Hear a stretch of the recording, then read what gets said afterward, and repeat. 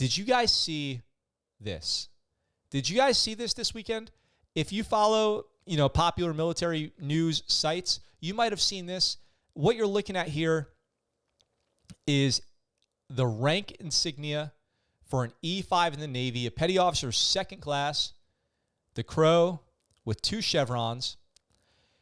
And it appears to be, I'm guessing, navy blue, which, can appear to be black, and red and white over Type 3 green Navy camis.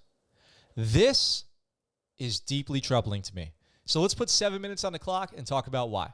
So when I joined the Navy, the uniform was called utilities. Black pants, light blue shirt, white t-shirt underneath that shirt. You had to iron this shirt. You had to put creases down the sides like this, down the center, 2 on the front, 3 in the back, 1 down each sleeve. You were ironing these bad boys constantly, keeping them clean. They would get stained. Be unwearable, unserviceable utilities. So you're spending money. The bottom of the pants would get all frayed. Need to get the pants hemmed. You gain a little weight. Need new pants. You got your web belt with the belt buckle. That clasp on a belt buckle wears off or wears out, gets weak, falls off. You need a new belt buckle. You make rank. You got to buy the belt buckle to represent the rank. You get a warfare device. You got to buy the belt buckle to represent the warfare device. Got to have those boots shine, the black steel-toed boots. Got to have the boots shine if you don't want to be a dirtbag. That was the uniform that I came in the Navy on. That was the working uniform.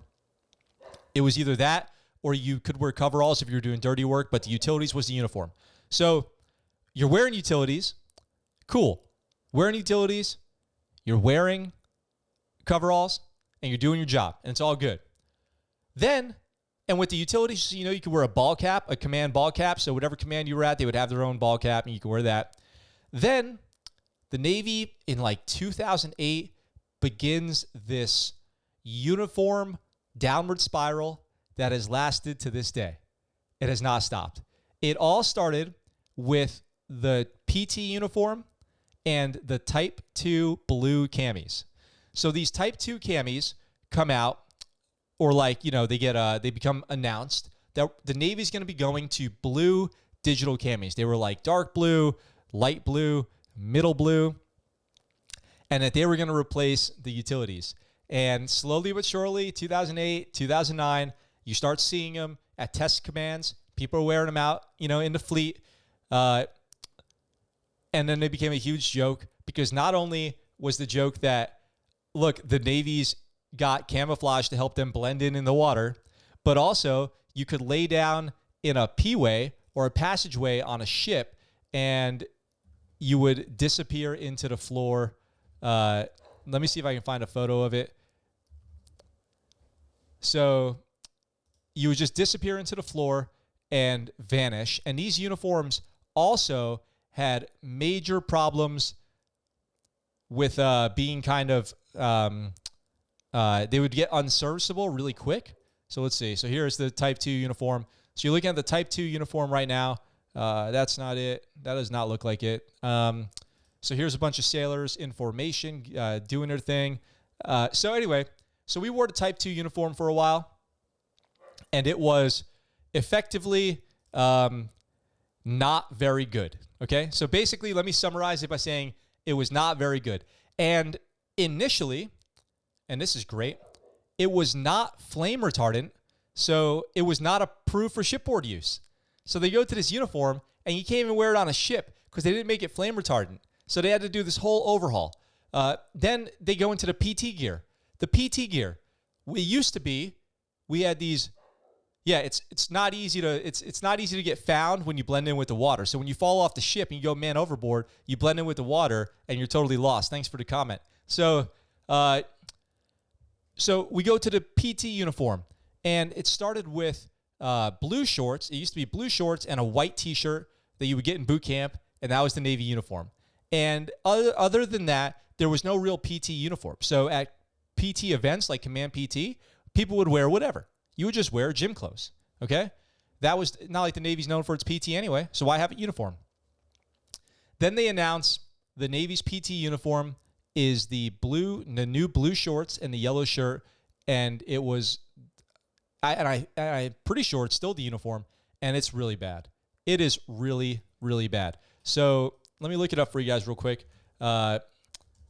In my opinion, it's really bad, but I think in general, it's just not good. So here we go. Let me show you guys real quick. So here's the Navy's PT uniform.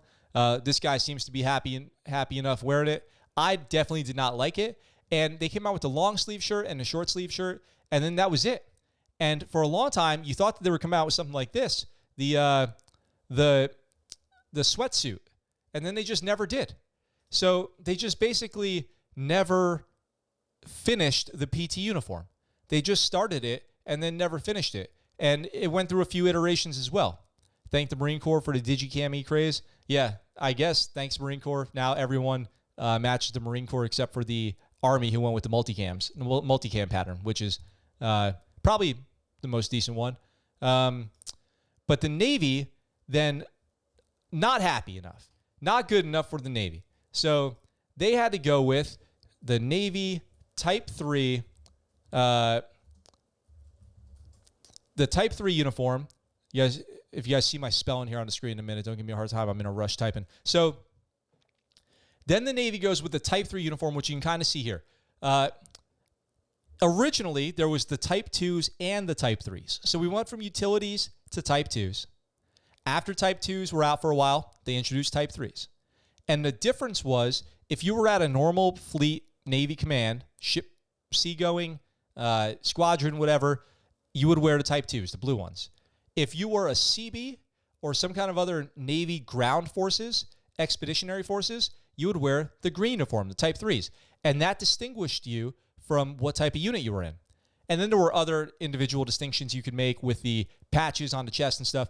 But I'm going to by the way, I'm going to blow right past the 7 minutes on the clock for this story because I'm so upset and have been for a long time about the problems with the Navy uniforms. I'm just going to babble until I get all my thoughts out. So we go into Type 3s and Type 2s. So here's some Type 3s were distinguished by the command that you were at. But then the Navy announces they're going to go full Type 3s. Full Type 3s. The whole fleet's going to Type 3s. And I guess, you're so handsome, thank you. So I guess that the Navy just did not want to appear seagoing. I guess they just wanted to get rid of everything that seemed nautical about the Navy. And they decided to go with just green camis, like we're back in Vietnam era uniform. So if you don't remember or didn't know, the Navy used to have these green uniforms. Basically, they used to wear Army uniforms. If you were deployed on the ground or if you were like a gate guard or military police, you would wear these green uniforms. So that was another uniform that the Navy had. But then the Navy decides to go full Type 3s. And honestly, if I had to pick one uniform of all the Navy's uniform iterations, I would pick the Type 3s myself and just, spread them across the fleet because they were my favorite uniform to wear. There was always a lot of drama about sleeves rolled down or sleeves rolled up. The Army guys feel me on this, a lot worse than the Navy ever had it. But different commands, different rules, and then it became seasonal. You could have your sleeves rolled up sometimes, rolled down other times. I wish you could just have your sleeves rolled all the time. I always wanted my sleeves rolled. I never wanted my sleeves down. It was so annoying. Even doing like the firefighting stuff, never wanted my sleeves down, hated it. Anyway, so then you could wear this uniform, and this became the uniform. I just want to point out, all the uniforms I just talked about, so much money wasted. So much money wasted. And we're not even talking about the hats. We haven't even started talking about the covers. I might just not even talk about the covers. That's a whole nother story. Can you wear this cover, that cover? It's crazy. So we go through, and then the Navy has like 5 types of dress uniforms too: service dresses, working dresses, summer whites, dress whites, blues. But by the way, Navy dress blues, probably the best uniform for E6 and below enlisted. Navy dress blue is probably the best uniform in the military. Like this video. If I'm wrong, subscribe if you hate that comment. So the Navy wastes all this money on uniforms. It's got to be in the hundreds of millions of dollars. Has to be. all this like rolling out of the new uniforms, special uniform allowances so people can refit their, their locker out to sea, get their sea bag inspection on point. And it was cool because, you didn't have to shine your boots anymore every day, your working boots. You didn't have to worry about this uniform getting dirty like the utilities used to. You didn't really have to worry about getting worn out as quickly. They went to a standard web belt, so you didn't have to worry about the belt. So, so Regal just typed, got to do something with that money or they will slash the budget.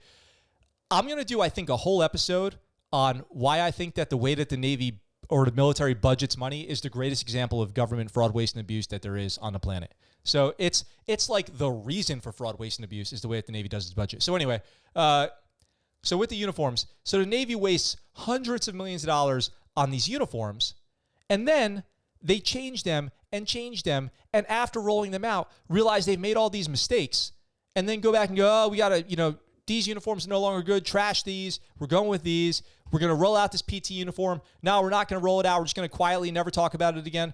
Garbage, just a garbage plan, a garbage program. It was really not good at all, one bit. So that brings us, that doesn't bring us to today. There's one more thing. So recently, and by the way, we're only basically talking about the Navy enlisted uniforms. So with the covers, I will talk about the covers really quick. So with the covers, the Navy cover used to have a rank insignia on it, but then they got rid of that and they went with just this random symbol for the Navy symbol on the cover. So now there's no rank on the cover. So the only place on these uniforms that the rank exists, and so I had to say that because this is what this whole story is about. So the only place on the uniform the rank exists is right here on the chest. Right here on the chest.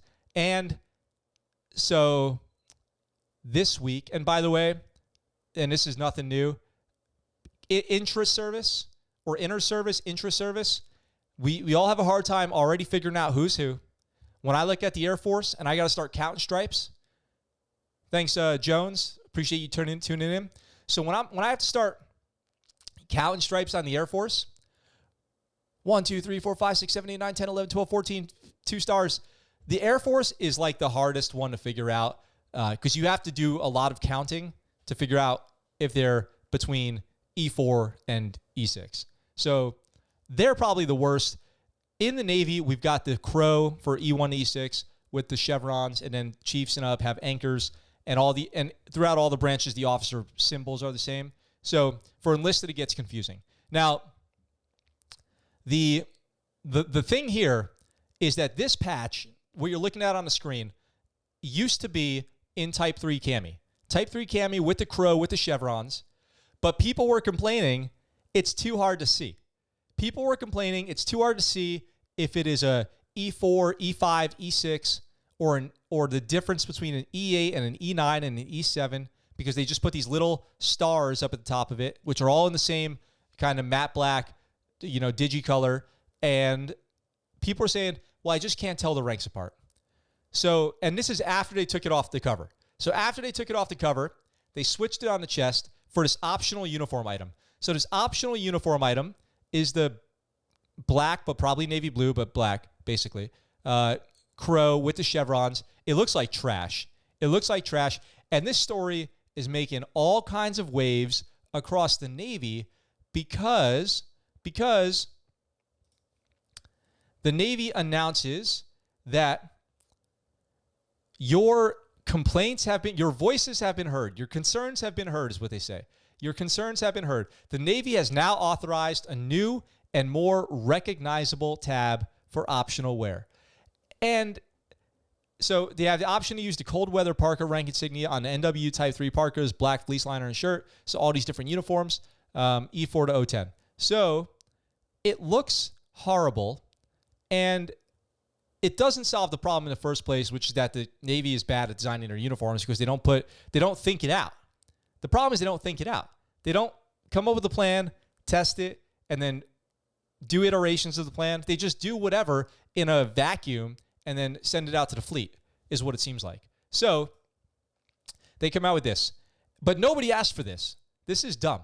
And then And I'm not in the Navy anymore, so, if you're in the Navy, you can tell me what you think. But then, if you look down here, females are complaining because now the only place to look at rank is right in the middle of the chest. So now everyone's staring at everyone else's chest, which is, I could see how that's uncomfortable if you're a female and you're in uniform and everyone's staring at your chest trying to figure out who you are. And before they ever look you in the face, they have to look down at your chest so that they can call you the right thing. I think what they should have done, this is just my opinion, what they should have done is gone in and just made it on the